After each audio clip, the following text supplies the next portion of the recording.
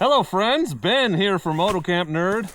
I am in the beautiful Cascade Mountains on a chilly February day, and I'm up here for one reason, because when we at Moto Camp Nerd say that we thoroughly test our gear, we mean it, and this is exactly what I'm talking about. So we just started carrying riding gear from Klim on motocampnerd.com, and I am wearing the Klim Krios Pro helmet, Latitude jacket and pants. These are the Badlands gloves, and I'm up here testing this stuff in cold conditions. I was hoping to find some rain today. I've been trying to get out in the rain to test this stuff for you for 2 weeks now, and every time I go out in the rain, it doesn't rain. So I did get a pretty thorough rain test in yesterday. Not as much as I'd like, but I did about half an hour in a decent rain, and I could put footage into that for you. But while I can't do the very pouring driving rain test, I can do my favorite test of ADV gear, which is the snow angel test. So we're gonna go up a little ways and see if we can find a good spot to do that. I don't know how icy it is. If it's slushy, yeah, it should be slushy, which is pretty sticky.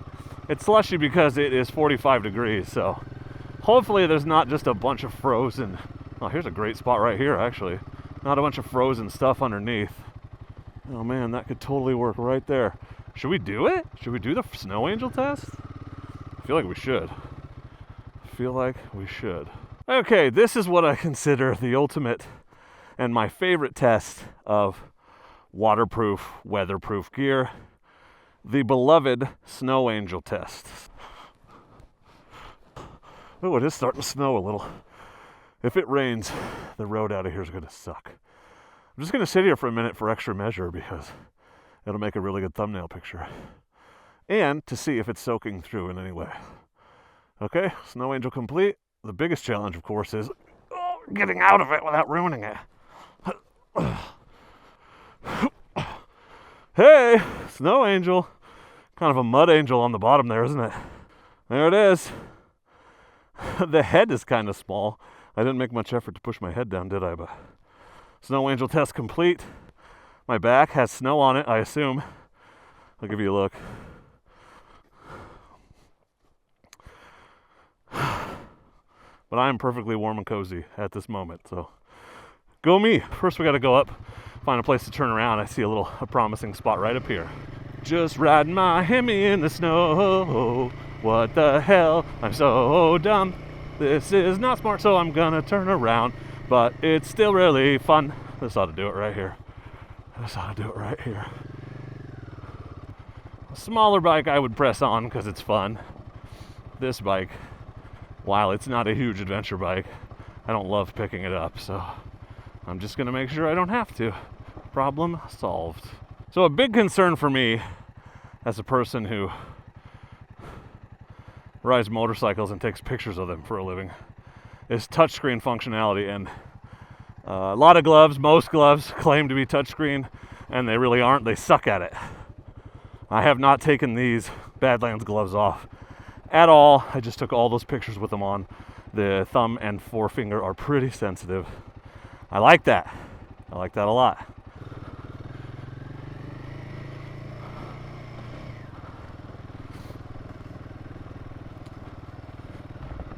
And just like that, we're out of the real snow, which is nice because, you know, I'm by myself. So I'm up here in this particular type of weather to test kind of one specific feature on each piece of gear. So on the gloves, what's two really? It's how warm can they actually keep me without heated grips, and they're doing a decent job. These aren't so insulated that they're bulky and annoying, which drives me nuts. When I'm up riding off-road in particular, I want the dexterity in my fingers. But they're plenty warm. Well, they're warm. My hands are not freezing, they're just cold, which is a significant difference in weather like this, so I will take it. With heated grips, they'd be amazing, and you'd maintain your dexterity and be perfectly waterproof. So I like that. But the other thing I wanted to test on them is what I just showed you, the touchscreen functionality, because I have such mixed results with gloves that claim to be touchscreen sensitive, and spoiler alert, they usually aren't. They just assume you'll press really hard and it'll work, and a lot of phones have that functionality, but I need to be able to tap it and have it work, because that's sort of how I operate the phone, especially when it's wet. Pretty impressed with that. Way to go, Klim. I mean, what do you expect on a pair of gloves this expensive? They better be premium in every way. You can see the outer gauntlet that goes over your jacket sleeve, so that keeps any wind from getting up there, but there's also a inner kind of gusset, really like a diaphragm, if you'll excuse the usage of the word, that is tight around your wrist, because when you wear a jacket like this with a gauntleted glove, water will run down your sleeve into your glove. I've had it happen many times, and these gloves are designed to prevent that. So another really cool feature from Klim.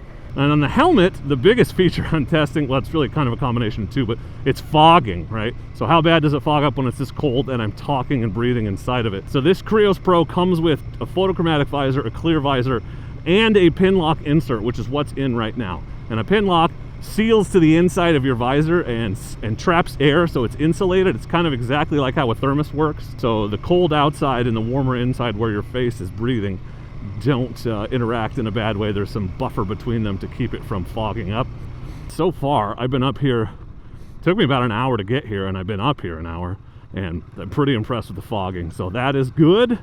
The pin lock works well. The Krios Pro is also venting very well. The chin vent is really good. Actually, I don't even have the top vents open. I wonder if that would help. It was cold on the highway, I had to close them. And then on the Latitude gear, really just, is it waterproof? Obviously, yes, it's Gore-Tex, it's not cheap, it's gonna be waterproof. I've owned 2 Klim sets. I've owned the Traverse and I've owned the Carlsbad. And the Carlsbad is basically the same price as the Latitude. The Carlsbad is supposed to be the adventure gear, and the Latitude is the touring gear. And so I've always stayed away from the Latitude, thinking, well, that's not going to do what I need. I need the adventure gear, because I ride adventure. I'm off and on the road. But the differences are not severe in terms of protection, just as sturdy of material in the wear areas. They both have CE rated armor, elbows, shoulders, and in the back. One of the biggest differences is that it's a little bit looser fit on the Latitude, and it has more adjustment. In particular, there are zippers at the bottom that you can unzip to give yourself extra space around the waist. So if you're like me and your jacket is comfortable when you're standing, but you sit down, it gets all scrunchy and weird.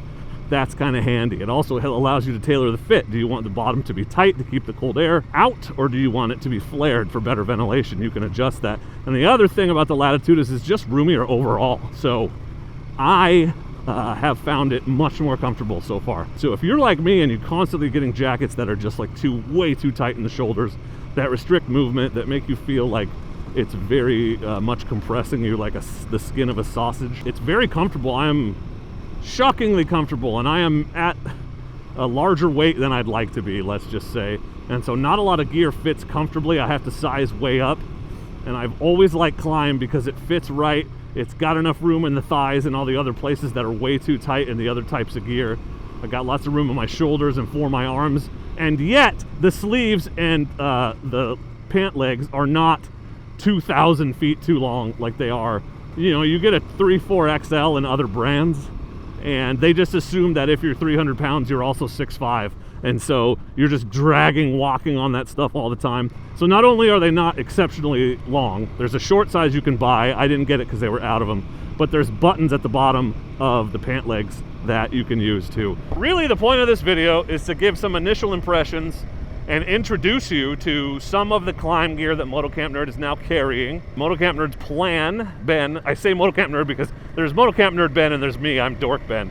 So Moto Camp Nerd Ben's plan is he's continually going to be adding a few more gear companies, and we just haven't yet because we are testing their gear right now. He and I both had a lot of experience with Klim. That was a no-brainer. He brought them on board right away. So you can get your Klim gear at Moto Camp Nerd alongside your moto camping luggage and your motorcycle camping gear. So really, he's expanding beyond motorcycle camping facilitator to motorcycle adventure facilitator, because you can get just about everything you need on the website. There's a full line of Klim gear available on the website. Not just the stuff I'm wearing. The Carlsbad stuff is there too. That Raptor GTX that I tried out a ways back, that is on there. But in terms of initial impressions, and I hesitate to say review, but maybe an initial review, a rolling review of the Latitude gear with the Krios helmet and the Badlands gloves, I am perfectly comfortable right now. And I feel confident that if I went down, I would be fine. And I think that's important. Gear needs to feel well made to give you peace of mind when you're riding, and this stuff feels great, but it's also very comfortable. So I'm gonna link to everything I'm wearing in the description of this video. Snow Angel test passed. That's the ultimate test of wet weather, cold weather gear. And I'm gonna ride home in this 40 degree and raining temperatures I did the same thing yesterday and got home and was perfectly dry.